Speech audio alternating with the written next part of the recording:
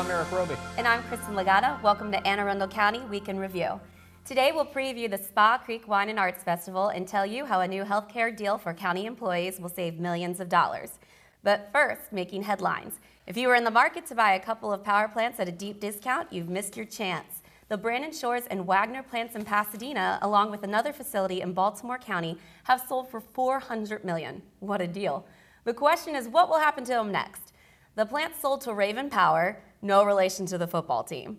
Industry analysts say their fate could be to be shut down or flipped to another power company.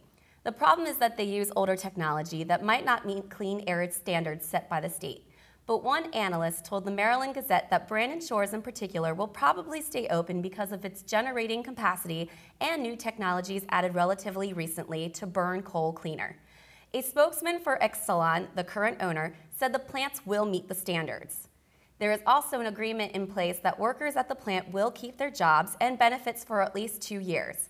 Environmentalists are pushing to close the plants, but the market could be a stronger force at play. Natural gas prices are low, and the new trend called fracking could mean that the future of coal-fired plants is murky. Obviously, this is a big story moving forward, so we'll make sure to keep you updated. And we always like to keep our viewers updated about dollars and cents in county government. We have 2 items for you today. The first one is on the revenue front. Over the last 3 years, ambulance fees charged to insurance companies have brought in almost $19 million to the county's general fund. The county responds to about 60,000 calls for emergency medical service each year. Prior to this fee, insurance companies charged people for the service, but the county didn't bill the insurance companies. Other counties have closed this loophole, including Frederick and Prince George's. The second item is about savings. County government and the public schools joined forces to negotiate a new contract with CVS Caremark this week that will save about $18 million over the course of 3 years.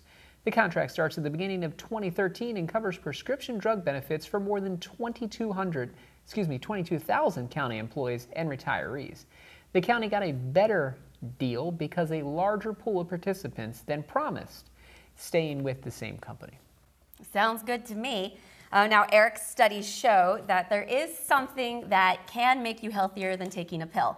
It's drinking a glass of wine each day. Me, the big wine connoisseur. I highly recommend that. There's no such thing as too much of a good thing, right? So in this week's Community Spotlight, we've got a familiar face previewing the upcoming Spa Creek Wine and Arts Festival. Take a look. Well, if you don't have plans this Labor Day, you got to come out to this fantastic location, a beautiful view of Spa Creek right on the grounds of St. Mary's campus. We've got a wonderful, wonderful event set for you to benefit the Reichert Foundation. It's our Spa Creek Wine and Music Festival. And I've got Ben Hilliard here with me today, the president of the Reichert Foundation. Yes, sir. Ben, thanks for joining us. Lovely day today. We're hoping it's going to be just like this on Labor Day. Tell us a little bit about the Reichert Foundation. I know you're the president of this and also an alumni from St. Mary's, and it's a real touching story. Correct. The Reichert Foundation was founded in 1995. Good friend of mine, Kevin Reichert, graduated from St. Mary's in 1993. He was an All-American lacrosse player, president of student council, pretty much everything. Great guy. He was killed in a random shooting in North Carolina. So following that, we set up a foundation to provide scholarships to students who remind us of Kevin and share his attributes. So since then, we've awarded 50 or so scholarships to high school and college students, and it's been a great process. And the kids who receive the scholarships are doing very well, making great contributions to society, and we want to continue that. And this is a great fundraiser you guys have set up here, right here at the Carroll Gardens on the grounds of St. Mary's, overlooking Spa Creek. Labor Day, hoping for a big turnout. Tell us about the Wine and Arts Festival you guys are putting together, how you're getting the word out, and what folks can expect. Well, you can expect wine with the Bea Wine Festival. We have live music. We have 4 bands playing. We have beer, full bar. We have great food from Relish Catering and Black Sauce Kitchen, which is a food truck out of Baltimore. And just a lot of really great people. It's a great come-together community with a lot of great artists from all different age groups, genres. So you really get a broad perspective of the population of Annapolis and the surrounding area coming. There's something for everybody with interest. This year we're adding a kids zone with a juggler, face painting, things like that, so the kids have some real activities to do while they're here, as well as just dancing to the music, which they always enjoy. Absolutely. So this has been an event you guys have done in the past. You've done it for a couple of years. This is our second year. Second year. And what kind of turnout are you expecting this year? This year we're expecting around 1,500 people. Last year we had around 500 with about 2 weeks of advertising beforehand, getting the word out. This year we're working with WRNR, so we have some radio commercials out. We have posters up all over the county. We have Facebook ads going on. We have ads online in the papers and all that type of thing. Great. And tickets to the event, how can folks that want to come out here, Labor Day, big holiday, folks are coming back from the beach and they could stop right here in Annapolis for a great festival. How do they buy the tickets for that? Absolutely. You can go right to the website. It's www.spacreekfest.com. That guy's there's a cicada. He's invited. He's invited to the event. Tickets right now are $20 for this month. You can buy them at the gate for $25. You get a discount if you buy 10 or more. So get a group of your friends together, buy them, and they're $15 a piece, 10 or more tickets. So it's a great time. You get your money's worth. You get free wine tastings from 1 to 4 with that $20. So you can have some wine, taste everything you want. Work with Bay Ridge Wine and Spirits. We're going to have probably around 12 wines for tasting, 12 different wines. Got it. Now, some of our Week in Review staff, you said the word wine, and I know they get all excited. Wine festival, wine festival. I'm not a big wine connoisseur myself, but what can they expect? Some Merlots, some White Zinfandels, or maybe some more high-class stuff out here? I'm the wine expert myself, but the Bay Ridge Wine and Spirits does have their staff on hand, and they have something for everybody. Last year, literally, we had people leave here, go directly to their store to buy the wines that they had because they're things they hadn't had that they really enjoyed. Just love everything. Well, Ben, this is a great cause. I wish you guys best of luck on Labor Day. And folks, when you're coming back from the beach, you're driving home over that Chesapeake Bay Bridge and you see that sign for Annapolis, think about it. The Reichert Foundation, they're having the Spa Creek Wine and Arts Festival right here on the grounds of St. Mary's campus overlooking beautiful Spa Creek. We'll spend it back to the studio and I'll be back with more Week in Review. Thanks, Eric. Sounds like a great way to spend your Labor Day. So do you have any plans for Labor Day weekend? Yeah, I was thinking about going down there to the Spa Creek Wine and Arts. It's such a beautiful piece of property down there, right on the campus of St. Mary's. It's just really great looking out over the Spa Creek there, seeing all the big boats, and can't really see Eagle Alley from there, but you can see the Spa Creek stuff. So that's probably the best. Yeah, we'll have a good time. Take the kids down. You have to let me know what's good. Well, attention all aspiring directors, and that means you, Kristin Lagana. You can be an aspiring director. Let me see your director wave. All these directors have that. Well, that's a beauty pageant wave. Your director wave. I don't know what's a director wave. Oh. Come on. There you go. All right. Never mind. Forget it. The Annapolis Film Festival is now accepting entries for their event next March. Entries can be submitted in 5 categories. They are narrative feature, narrative shorts, documentary feature, documentary shorts, and student films. Short films should be less than 60 minutes, and judges will be selecting between 50 and 70 films to be shown at various locations in downtown Annapolis. So do you want to be the next Tarantino, Coppola, or Michael Moore? Sure you do. The deadline for submission is December 15th, and for more information, go to www.annapolisfilmfestival.net or send an email to programming@annapolisfilmfestival.net. Well, here's a hot issue right now. Some pit bull owners are breathing a sigh of relief this week. Maryland's highest court modified its earlier ruling that the dogs are inherently dangerous, which means all kinds of headaches for dog owners and landlords. Now the court says that its strict liability finding does not apply to mixed breeds, which is tricky when it comes to one of the most popular kinds of dogs that are often combinations of other breeds. Some legal experts are saying the court's ruling is even more confusing now because it is really hard to say for sure that a dog is a pure pit bull. This will be something for the General Assembly to clean up next year. Animal experts say that there is really no such thing as a purebred pit bull. There is the American Pit Bull Terrier, the American Staffordshire Terrier, and the Staffordshire Bull Terrier. Most dogs that look like a pit bull, however, are mixed breeds. You know, it's a good thing I have cats. Blah. That's some pretty complicated stuff. Blah. What do you got, a hairball? Cat? Yes. There's more Week in Review to come. Take a look at the community calendar for upcoming events around your county. Stay with us. We'll be right back.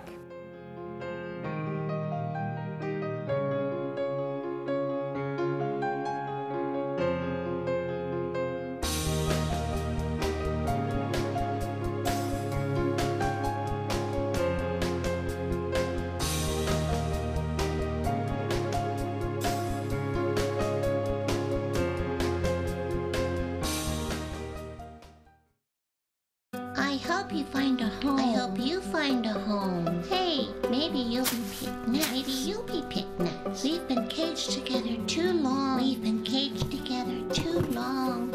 How come nobody ever picks me? Maybe they're looking for somebody different. Pick me. Well, the shelter's closing up for another day. We didn't get picked. I know. Tomorrow. Guaranteed.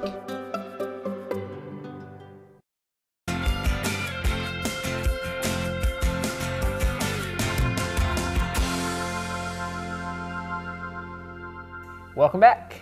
On August 21st, at approximately 1:40 a.m., officers from our Northern District responded to the area of Ritchie Highway and 10th Avenue in Brooklyn Park for a report of a fight.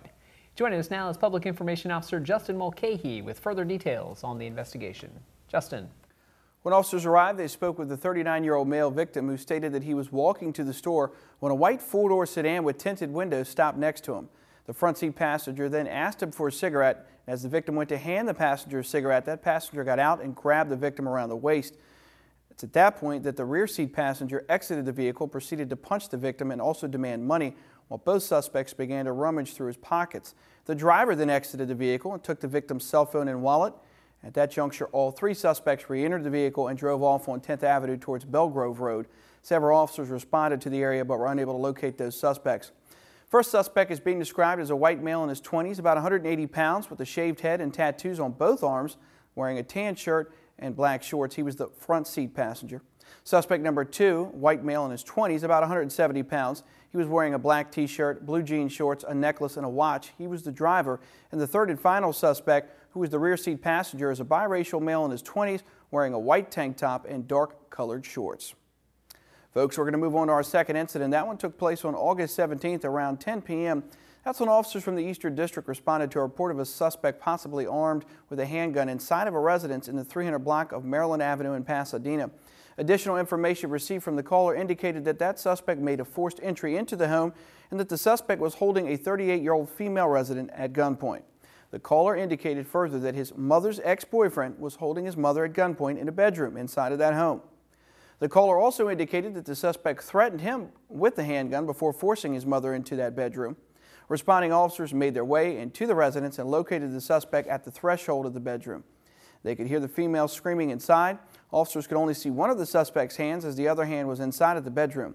After numerous verbal commands ordering the suspect to show his hands, he continued to ignore those commands. An officer had no other choice but to deploy his departmental taser to subdue the suspect, who was eventually taken into custody. Officers then recovered a handgun that the suspect was brandishing during the targeted incident. That suspect was Timothy Allen Gray, age 19, of 221 Poplar Avenue in Glen Burnie, Maryland. Now, the suspect was charged with first-degree assault, burglary, reckless endangerment, and numerous weapons violations. Folks, as always, if you have any information on the crimes or suspects we mentioned on the show, don't hesitate to call, email, or text your tip to Metro Crime Stoppers hotline. It's available 24 hours a day, toll-free. You should know the number. It's 1-866-7-LOCK-UP. Or you can text message MCS plus your message to crimes at 274-637. Your third option, go ahead and visit that website at www.metrocrimestoppers.net. Remember, those phone calls are not recorded, callers remain anonymous, and you might be eligible for a cash reward of up to $2,000. Back to you. Thanks, Justin. Quiet Waters had a special event this week that brought scores of nonprofits to network and learn how to interact with the county government. In our next community spotlight, Bea Poulin was there and filed this report. Bea. I'm here today at Quiet Waters Park attending a seminar put on by the County Executive's Office of Community and Constituent Services, the Community Foundation of Greater Annapolis, and the Maryland Nonprofit Organization. We have about 40 nonprofits attending today, and these are nonprofits in Anne Arundel County who serve the most vulnerable populations in our county. I'm going to introduce three of the attendees today who are really representational of those nonprofits. I have Alma Cropper from the Wiley Bates Heritage Legacy Center, Lorraine Lake from the Chrysalis House in Crownsville, and Molly Knipe with the YWCA of Greater Annapolis and Anne Arundel County. And I want to ask you, Alma, it was great to see you today. We've known each other for a long time. What do you take away from this seminar today? I have developed a a great need. I needed information, and today was an opportunity for questions that I've been asking myself and asking the organization that I've gotten answers to.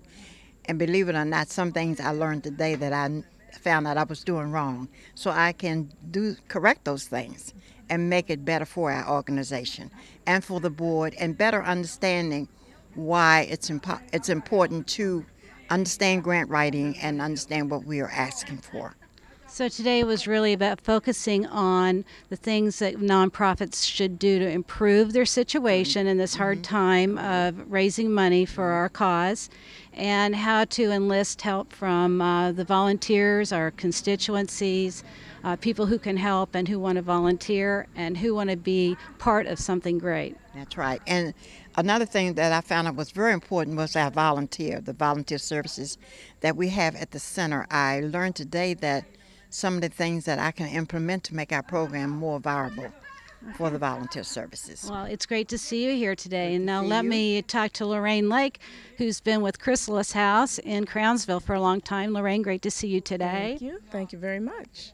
What about your organization and what happened today that could help Chrysalis House? Well, Chrysalis House provides drug treatment services for women with children, and we do rely on support from the community for donations, volunteers, and one of the things that we talked about at this conference is how important it is that the community trusts what you're doing and that you're utilizing your money that they donate and their volunteer time in an effective and ethical manner. And there was loads of information and resources about how to do that. Yeah, ethics is a big word in nonprofit organizations, and finding the way to approach our fundraising and our grant writing and volunteer training and involvement. It's all about ethics, isn't it? It certainly is, and there are resources out there to help nonprofits to do that, not only so that the community can trust that they're operating that way, but that keep yourself out of trouble too. So make sure you're following the laws and the ethical standards that are out there. Because essentially you are the role model for the clients you're serving as well. You want to give them a good start on their recovery and give them hope and a standard to work for. Exactly. Mm-hmm. Well, we also have Molly Knife, a very busy lady with the YWCA. What a long history it has had here in Anne Arundel County. Molly, why don't you step over here? Sure. And we'll have a little talk. What did you take away from this seminar today? I mean, the YWCA has been here for what, 50, 60? Since 1920. All right. So what can you learn from something like this today? Well, today was a great opportunity, and we specifically came because of who was putting on the training. So with both Maryland nonprofits, who we very much value their opinion, and then as funders, both the Community Foundation and the County Executive's Office, we were very interested to see what was important to these folks as our funders and what do they value in terms of the feedback. So for us, we support individuals who have been victims of domestic violence and sexual assault. And the biggest thing I would tell you is, well, actually two things. One was, how do we tell the story of those we've served? How do we make that impactful? And there was some really good feedback on that. And the other thing was when the Maryland nonprofits talked about what do you want to do in terms of standards for excellence, and we had a nice checklist that we could use. And so to bring that back to our organization and our board to say, here's some things that we might want to update, just so that we're really doing the best we can in our community. So just a really great morning for us. So with an organization as old as the YWCA here, it's always good to keep looking at how can we improve. Even though we've been here for a long time and we're successful, we continually want to look at improving our way our board operates, the way we raise money, the way we serve our clients. Yep. And this is a good checklist for you. It was, and we really appreciate the opportunity to be here. Great. Well, we want to thank the Community Foundation of Greater Annapolis, Jan Hoffberger, and Amy Coates Madston from the Maryland Nonprofits in Baltimore for being here today. They offered a free seminar for area nonprofits, and it was very well done. So hope that anyone who's interested in learning more about that will contact our office, Community and Constituent Services, and we'll be glad to share that information with you. This is Bea Poulin at Quiet Waters Park in Annapolis. Back to you in the studio. Thanks, Bea. I had no idea that there were so many nonprofits in the county. They all do really good work to help our community. They help you all the time. They do. In case you didn't know, next month is Senior Center Month. That's right, so be nice to the people at the senior centers. And there's so much to do at those centers. Mary Felter is at the Pascal Center with a report about everything you need to know and all the fun activities. Mary. Thank you. This week I'm happy to be visiting with Nancy Allred, who is the director of our Pascal Senior Center. It's located right here in Glen Burnie at 125 Dorsey Road, a very short mile off of the I-97. Welcome to Week in Review, Nancy. Thank you. I'm very happy to be here. I'm here because you're going to be celebrating something very shortly in the month of September. Tell us what it is.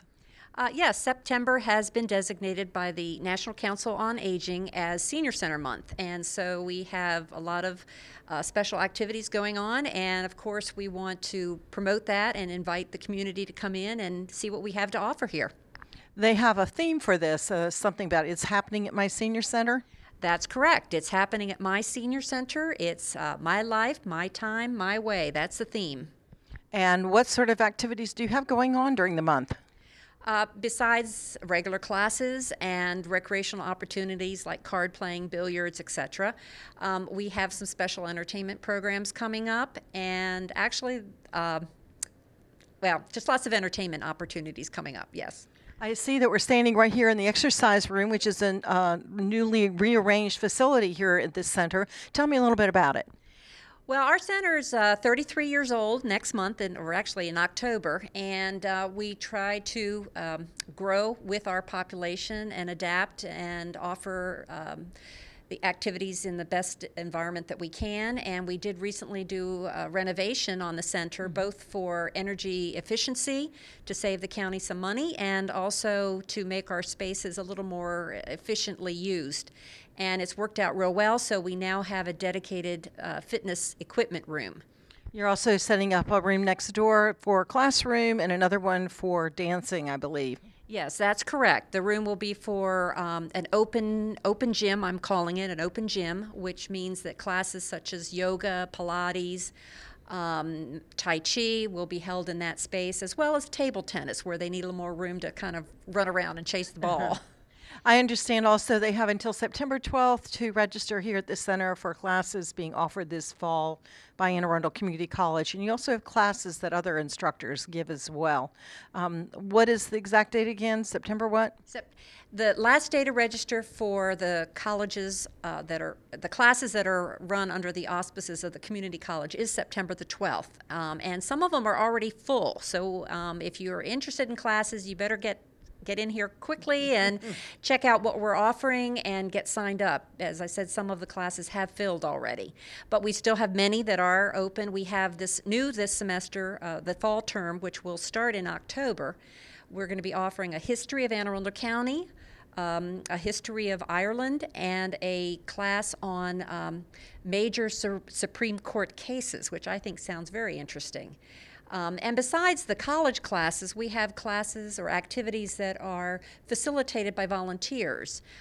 So we have a current events class, we have a book club, and then we have other recreational activities like Your Canast. walking program, don't you? We do have a walking program. We're very fortunate that our location, we're right up here against the trail, and we have a volunteer-led walking club every Monday morning at 9:30. That brings me up to volunteers. I know that you don't have very many staff members running the center, so obviously your volunteers are very important. Absolutely, and we have volunteers that lead bus trips, facilitate activities, help with our snack bar. We have volunteer handyman, we have a librarian. So we have all sorts of tasks that are taken on by our volunteers and is very, very helpful to the smooth operation of the senior center. And you have an advisory council, and you also have a group called PSI. Can you tell me a little bit about PSI? Yeah, sure. Well, our advisory council and PSI, which stands for Pascal Seniors Incorporated, both groups meet once a month. The advisory council is just that. They are more of an advisory group that come up with ideas and suggestions and help communicate things to our membership. PSI is a fundraising organization, so they are able to help subsidize provide some supplementary funding to the county, to the funds that the county provides for the operation of the center. Some little enhancements and additional programming money. Well, I just wanted to let everyone know that September is going to be Senior Center Month. We do have 7 senior centers throughout the community, from Brooklyn Park all the way south down to Edgewater and West County and East County. So we do recommend that you look us all up on the internet if you wish, www.aacounty.org/aging. Give us a call at 410-222-4464. and ask to speak to information and assistance. They'll talk to you about senior centers and direct you to the one in your neighborhood. Congratulations on Senior Center Month, Nancy. Well, thank you very much. And I might want to add, too, that many of the centers do now have Facebook pages, and some of us also have free Wi-Fi in the senior center. So that's another new aspect. And for those people that don't know about Wi-Fi and Facebook, we offer computer classes so that you can find out about what those terms mean. I might have to sign up. Thanks very much, Nancy. We really appreciate it. And this is Mary Felter for the Department of Aging and Disabilities. Back to the studio. Thanks, Mary, and Nancy. Thanks for joining her. There's a lot of activities, and you better not mess with a senior citizen because they might take that Tai Chi class and be able to wazoo you. I want to take Tai Chi. Really? Do I have to wait till I'm a senior though? No, you can take it. You can't take it at a senior center because you got to be. I guess You got to be my age to go to the senior center. Oh, right. Yeah, you're a little younger, so. Yeah. You know. Thanks, Eric. Anytime. Thanks. Anytime. Before we go on this week's Recreation and Park Spotlight, Carolyn Ryan tees off at Compass Pointe Golf Course to look at their fall program. Carolyn? Whether you're a lifelong golfer or brand new to the sport, fall is a great time to get out on the golf course. And we're here at Compass Pointe, and I'm joined by Michael Seneca, who is the general manager, and Josh Jeppy, who is the head golf pro here. Thank you guys for being on the show. Thank you. Yeah, thank you. Now, Compass Pointe, I mean, I think it's best kept secret that golf courses are just about the most beautiful place to hang out, and Compass Pointe is no exception, but it is also one of 2 golf courses that we have here in the county. Tell us a little bit about the 2 golf courses that we have. Sure. Compass Pointe is a 36-hole facility, a beautiful layout.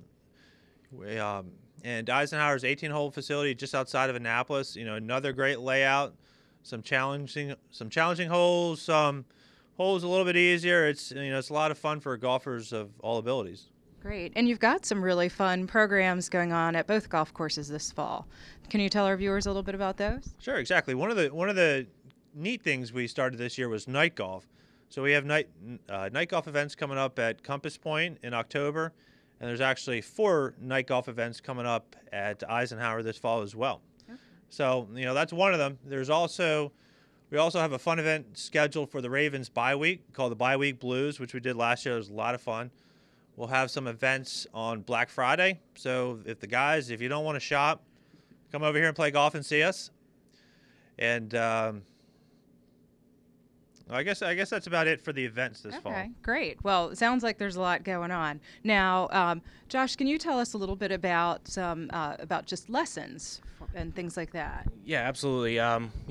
Just for the lesson program, I mean, individual lessons we still do offer, but this year one of our big successes has been our Get Golf Ready and Golf for Women programs, which, is the Get Golf Ready has been a refresher for current golfers that just want to get back out and get back into the game.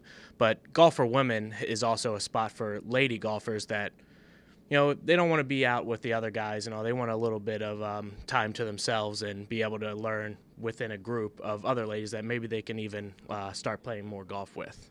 Great. That sounds like very good. A little less pressure. A little less pressure. It's been a big success for us so far this year. Great. Now, what about youth golf? I'm going to bring the kids out. Yeah, absolutely. Through the county, we do run county clinics for the kids, once a week in the afternoons. The schedule's up on the Parks and Rec department right now if you wanted to get signed up for those. We just got finished with our junior camp program, but we still do offer individual lessons at actually a pretty aggressive price for the area. So if anybody wanted to bring the juniors out, we're always willing to have them out. Well, thank you both for being on the show and for giving us all this great information. You can bring your whole family out. for more information on all of these programs, you can go to our website, www.aacounty.org/recparks, and just click on the drop-down box next to the golf courses. You can get information on both Compass Point here in Pasadena and Eisenhower, which is kind of in the Crownsville area near Annapolis. So hopefully we'll see you out here this fall. Back to you in the studio. Thanks, Carolyn. And how's your golf game going these days? Non-existent. Oh, really? I haven't played golf this year at all. Oh, no. Yeah, well, I'm sorry to hear that. I hope you get out there soon. Yep. I actually have a little fun trivia game for you this week, since you got me on snow trivia Folks, last she was week. 0 for 3 last week. 0 for 3. She knows nothing about snow. So whatever. If it snows this year, don't listen to this one. Okay. Can you tell me where was the first Oktoberfest to be held in the USA? Oh, my gosh. Was it New York? No, it was not New York. No? It was right here in Anne Arundel County at Max Bob's Park. Really? It was at the Bavarian Garden. Really? And do you know what year it was held? In the 80s? 1947. Oh, yeah. I was really born in 1947, and I would have known that. You know, I didn't even get any choices. I mean, choices. I Whatever. never choices last You week. like to act like the expert on things. I'm just going with the flow. Do you know what else will be a first there this weekend? The Kegs and Corks. Kegs and Kegs and Corks. Corks. Yes, very See, I got good. one right. You got one. We've got the Kegs and Corks Festival going on this weekend. Yeah, that's great. At Blob's Park, and it sounds like a really amazing event. Been working with them a bit up there because they're going to have recycling this weekend, and they have a lot of wonderful stuff going on. Vendors, all kinds of great beers and wines, and this is the first year they're having it, so you should get out there and support. It is Saturday and Sunday, and if they have a really great turnout, they're going to make this an annual thing. Oh, and I really like Blob's Park. It's a neat location. It is, right off 295. Yeah. And it's neat to have the little Bavarian Garden, and I think it's really neat. If you want more details, I know tickets are $30 at the gate. They're $25 in advance, so you'll save $5 if you get them in advance. You should go. You should go. I should go. All right, we'll see. If you want more info, though, go to www.kegsandcorksfest.com and tell them we sent you. How are you going to tell them you sent? You're going to go to the website and say, Kristin Lagana sent When me? you get to the festival, Eric. Kristin Nicole Lagana sent me to the Kegs and Corks. I just had to work Not it in. me. We can Had to review. work it in. Have a really nice time, though, if you go, and let me know how it is. Yeah. Yeah. Sounds good. That wraps up this week's edition of Week in Review. You can watch this episode online anytime at www.aacounty.org. Archived episodes are available at blip.tv and on YouTube. You can also subscribe to the free video podcast at iTunes or like us on Facebook at Arundel TV. And folks, don't miss next week's premiere of the Gridiron Review. That's right, the high school youth football show will be back starting on Wednesday next week, so you get to watch the preview of the upcoming high school football season. But please tune in again next week to us here at Week in Review so you can see all the news and highlights from around your county. We'll see you next time.